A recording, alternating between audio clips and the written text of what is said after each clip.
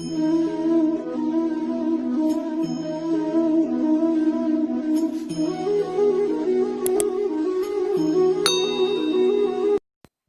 Everyone, जय Shri Krishna. Welcome back to my channel. So friends, कैसे हैं आप सब? आई होप आप बाल गोपाल की कृपा से सभी बहुत अच्छे होंगे।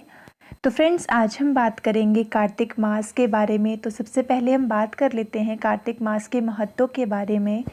तो जो फ्रेंड्स कार्तिक महीना है वो धार्मिक कार्यों में जो है वो अनंत गुना फलदायी होता है।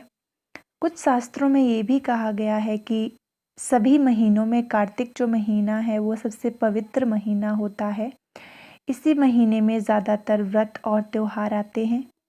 और जो कार्तिक महीना है वो हमारे प्रभु को, भगवान विष्णु को बहुत ज़्यादा प्रिय होता है।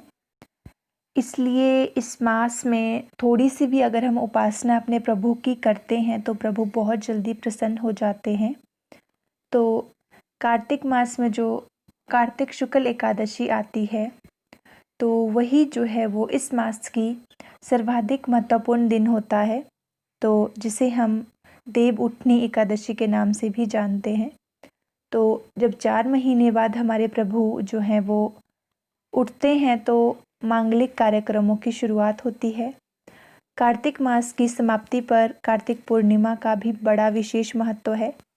कार्तिक मास में भगवान दामोदर यानी ओखल से बंधे हुए श्री कृष्ण का पूजन किया जाता है।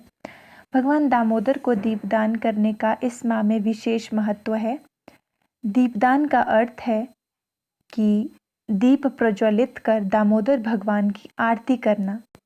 तो आइए अब चर्चा कर लेते हैं कार्तिक मास से जुड़े नियमों के ऊपर।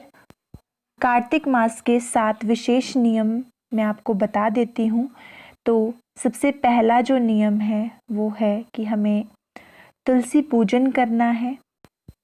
तुलसी की सेवा करना इस महीने में बहुत ही महत्वपूर्ण बताया गया है। कहते हैं कि कार्तिक मास में तुलसी पूजन का महत्व कई गुना बढ़ जाता है।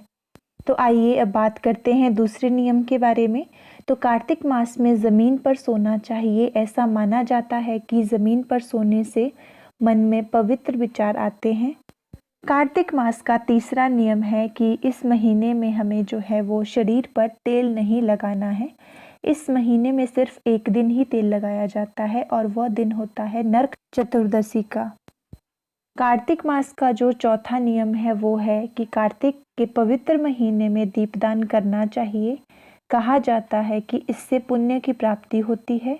इस महीने में नदी, पोखर, तालाब आदि में दीपदान किया जाता है।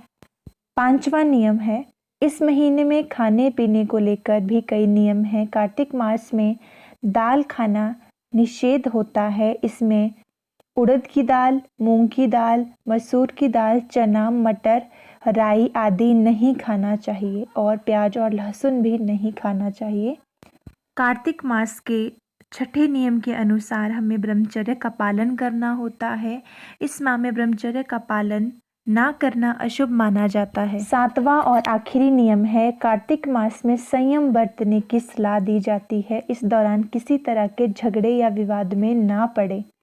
तो यही था कार्तिक मास का महत्व और इससे जुड़े नियम।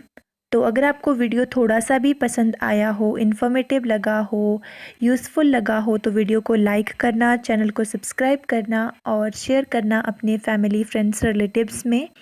तो फ्रेंड्स, जल्द ही मिलेंगे एक नए वीडियो के साथ। तब तक के लिए stay safe, stay connected and thank you so very much for watching my videos. Keep supporting.